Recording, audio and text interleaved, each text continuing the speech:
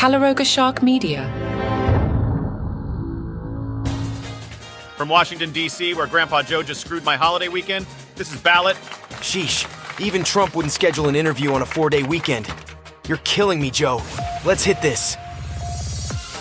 Joe Biden, in his infinite wisdom and perfect timing, has decided to gift us a weekend treat by sitting down with George Stephanopoulos for his first interview since his debate disaster. Because why not ruin our precious downtime, right? This extended interview will be generously spread across world news tonight on Friday, This Week on Sunday, and Good Morning America on Monday. Clearly, Biden thinks we don't have lives. Now Stephanopoulos, ever the loyal former Clinton aide and ABC News anchor, gets yet another exclusive. This, as the whispers grow louder for our 81-year-old commander-in-chief to either bow out of his Trump rematch or hit the reset button on his spiraling campaign. It's not Stephanopoulos' first rodeo. He was the chosen one during the Afghanistan debacle too. Some guys just can't say no to a good crisis. In the latest chapter of Biden's saga, we're told that his Hollywood puppet master Jeffrey Katzenberg has gone radio silent, and big money donors are not happy. They're furious, actually, especially after Biden's incoherent June 27th CNN face-off with Trump. The president's subsequent avoidance of the press, including during his recent return to the White House and a Camp David retreat, isn't helping. Meanwhile, Trump, ever the critic, blasted Biden for not knowing what the hell he was doing at the debate, claiming CNN moderators treated him fairly. As if that's a ringing endorsement of journalistic integrity. The White House assures us this will change next week when Biden holds a solo press conference during the NATO summit in Washington, D.C. Expect fireworks, or maybe just more teleprompter-induced droning. On Tuesday, Biden took a quick trip to the D.C. Emergency Operations Center to get briefed on the extreme weather, because even Mother Nature is in on this circus act. True to form, he dodged media questions yet again. Later, he's off to a fundraiser in Virginia. Word on the street is he might even use a teleprompter. Shocking, I know. In the midst of all this, top staffers are trying to soothe donors with conference calls and Zoom meetups. But Biden's reluctance to personally address the issues is only stoking the fires of doubt among his supporters. And let's be real, a cold and a supposed lack of medication isn't cutting it as an excuse for his abysmal debate performance. As Press Secretary Karine Jean-Pierre so eloquently put it, they want to turn the page on this. Yes, please. But with Biden's age and cognitive concerns front and center, turning the page seems like wishful thinking. But hey, at least we have Stephanopoulos to ask the tough questions, right? So, gear up for Biden's interview extravaganza this weekend. Just what we needed, another excuse to not enjoy our time off. Thanks, Joe. White House Press Secretary Karine Jean-Pierre assured everyone on Tuesday that President Biden does not have Alzheimer's, dementia, or any other degenerative illness. Because clearly, we all needed a little peace of mind after his rambling performance at last week's debate against former President Donald Trump. The Independent didn't beat around the bush, asking directly if Biden's memory lapses and public struggles were due to such an illness. Jean-Pierre's answer? A firm no, followed by a suggestion that Trump's campaign should get similar scrutiny, because why not throw a little shade while we're at it?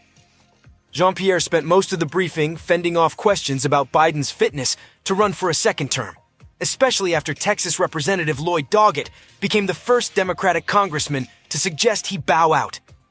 She stuck to the story that Biden's dismal debate performance was just a bad night, caused by a cold. Sure, because we all sound like we're off our rocker when we have a sore throat. We get it, she said. The president did not have a great night. You don't say. But don't worry. He knows how to do the job, tell the truth, and deliver for the American people. It's just that sometimes, apparently, delivering includes a side of incoherent rambling.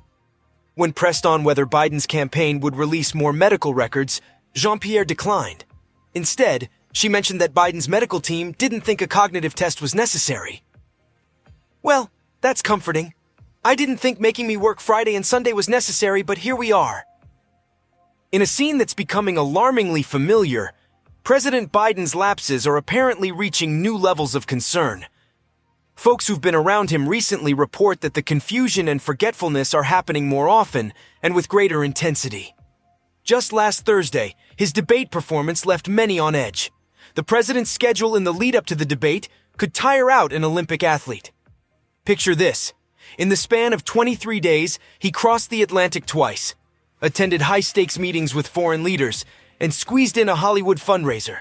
Even his younger aides were gasping for air. But despite a short pre-debate break, the effort showed. Biden's team even adjusted his debate prep, giving him afternoons off to recharge. Despite assurances from the White House that Biden is fit for duty, behind-the-scenes accounts paint a different picture. Recent events have shown Biden appearing confused at a D-Day ceremony, misstating facts about military aid to Ukraine, and struggling during a Juneteenth celebration. Yet, in high-stakes situations like the Iran missile crisis, Biden reportedly still shows flashes of his old self, commanding and decisive. White House officials and aides are quick to highlight these moments of clarity, but critics argue that the president's visible decline is undeniable.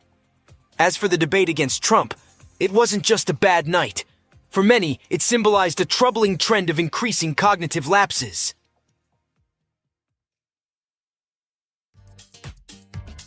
In the delightful world of political theater, it appears some Democrats are ready to give President Biden the boot. Representative Lloyd Doggett from Texas, bless his heart, boldly declared that it's time for Joe to shuffle off the stage and let a new generation of leaders take over. He even threw in a bit of self-praise for his honesty. Always nice to see a politician pat themselves on the back. Meanwhile, Representative Mike Quigley from Illinois didn't mince words about Biden's debate performance, suggesting that it was more than just a bad night. He expressed concern about the president's effect on down-ballot races and the future of the party. Quigley emphasized that Biden needs a serious reality check because his decisions could haunt Democrats for decades. He hinted that only dismal polling might knock some sense into Biden. Optimistic, isn't he? Joining the chorus, Representative Jake Auchincloss of Massachusetts chimed in on CNN, advising Biden to tackle concerns about his age head-on. It's always comforting when your own party members doubt your longevity. Senator Peter Welch from Vermont couldn't resist taking a swing at the Biden campaign's tactic of dismissing age-related concerns as mere bedwetting. Welch labeled this approach as inappropriate and stressed that such dismissiveness needs to be nixed from top campaign strategists down to local precinct captains. The Democratic Party seems to be having a little family feud just in time for the holidays. Nothing says festive like some good old-fashioned political backstabbing. Convicted felon Donald Trump has been rolling sevens lately. Judge Juan Merchan decided to hit the snooze button on Donald Trump's sentencing, postponing it from July 11th to September 18th. Thanks to Trump's lawyers, who are now waving around the Supreme Court's latest immunity decision like a get-out-of-jail-free card, the former president won't face sentencing until after he's officially crowned the GOP's presidential nominee. Timing is everything, right? In a dramatic letter to the judge, Trump's legal eagles claimed that the Manhattan prosecutors dared to use evidence of his official acts during the trial.